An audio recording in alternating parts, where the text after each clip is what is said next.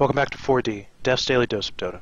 Today, we're doing episode 35, a support game from KuroKy's Vengeful Spirit. As noted in the earlier segments of this episode, this is from the Dota 2 Asian Championships, and probably the most popular support from that. And if you look at the matches, we're just going to go ahead and hop back into this and get going. You really see two styles of Vengeful Spirit play.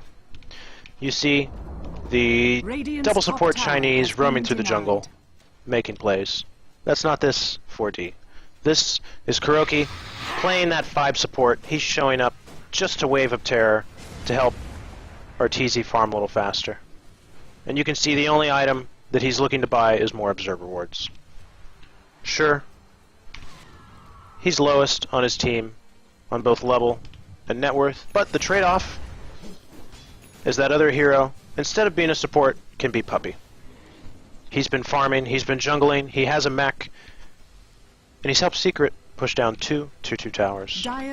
They also have a pretty substantial lead for the 22-minute mark. KuroKy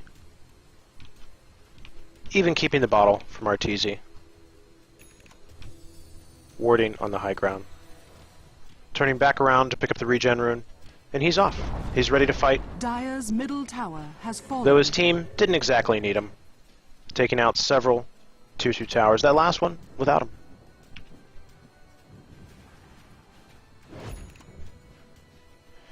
We see a bit of apprehension here. At least he bought the wards. Radiant's bottom tower is under attack. And we see quite a large rotation coming down. Structures are fortified. This tier 1 tower is the target. Attack. KuroKy might have spotted that ward, placed it down. Radiant's bottom Clockwork tower has been successfully denied. denying the tower. But Secret is just here in support, staying an arm's length away from his teammates. And a lot of times we see him sitting at the back, ready to re-engage with a stun. But soon, we're going to see that nether swap come into play.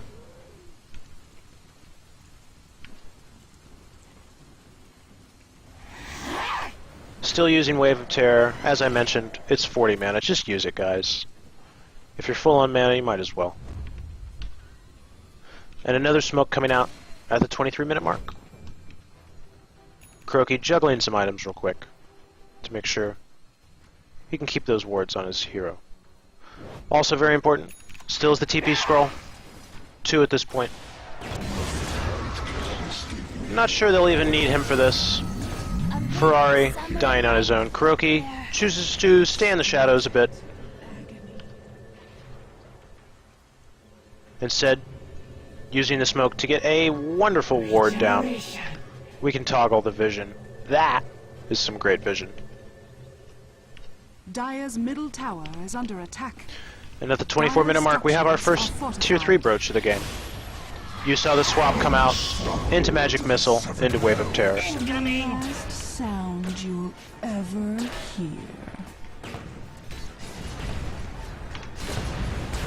And with 2 dead, Secret are staying in a tight formation. Dire's middle tower has fallen. Puppy, as a result of Enigma playing this position 5 basically, has both a BKB and a mech for these team fights. And at the 25-minute mark, the first lane of Brax falls. Secret very keen to just immediately back up and consolidate their wins.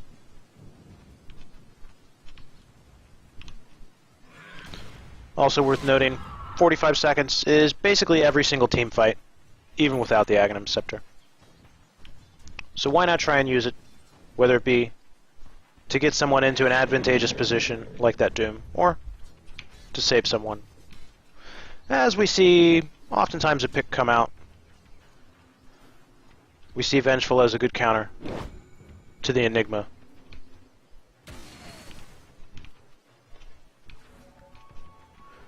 KuroKy still has the observer wards, and you see them all together.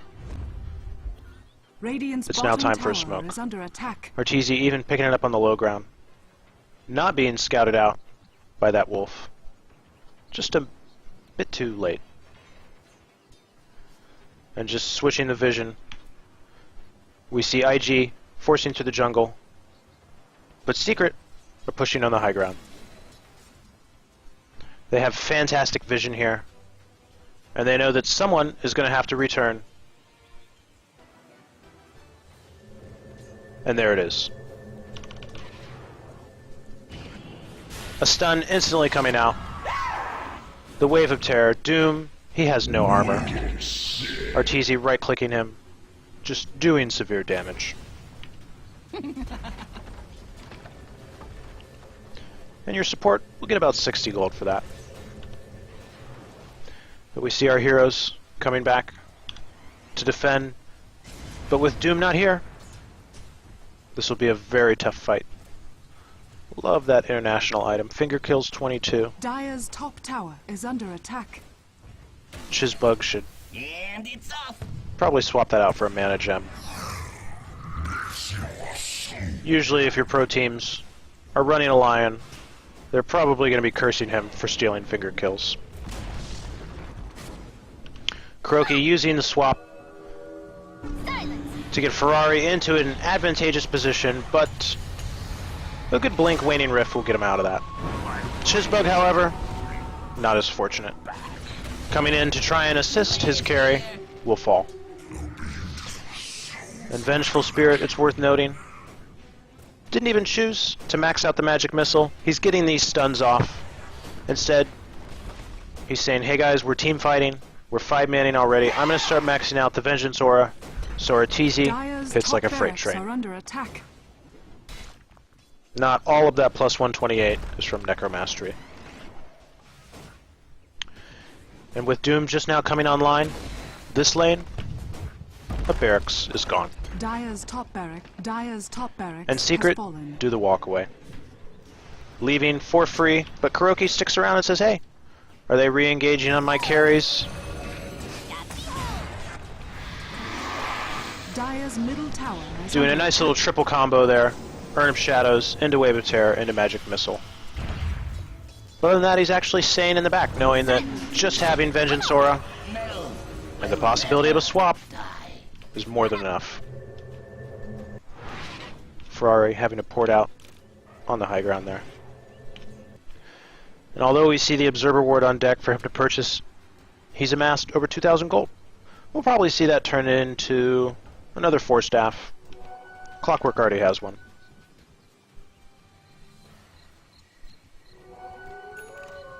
double damage. And at the 28-minute mark, a 4-staff comes on deck. That's just going to help him get in position with these nether swaps to do them offensively, or, if he does them defensively, quickly get himself out of a bind. Juggling his items around. Even 4-staffing to place a ward here. He knows there are several heroes missing off of the map. And with Zai spotting them in the bottom lane,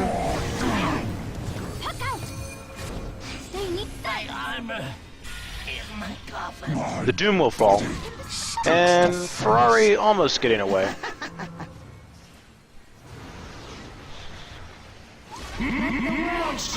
But a well-timed ult from S4 Did you forget your safe word? will ensure he falls. And our heroes push bottom lane. There's only one lane of racks left. Dire's middle tower is under attack. Arteezy showing up saying, oh hey guys, what's up? With all hell's fury. He has been having a fantastic game. You see the net worth slowly get out of hand here. Sure, we've talked about it several times. KuroKy, you poor guy. You're next to last of the net worth. But your jungler, Puppy, as well as S4, your easy lane carry, are having the time of their life. And after eliciting a buyback from the Doom, they didn't even choose to push high ground. Instead they say, that's fine.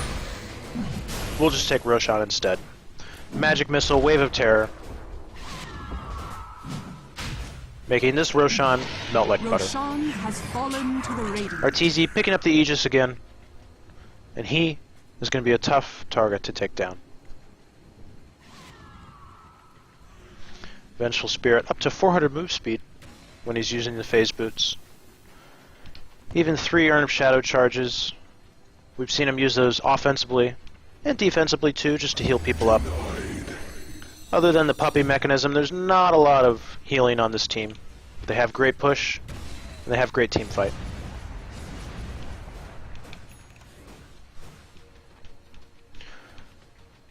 We're going to go over to the player perspective with this smoke and watch KuroKy try and get an initiation as they slowly creep up onto the high ground. His target is in a cyclone, and you can see the range of Nether Swap. The tower is down as he creeps up,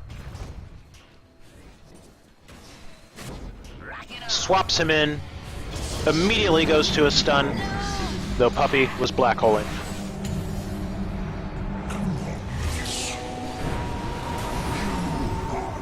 And Arteezy comes in and does work.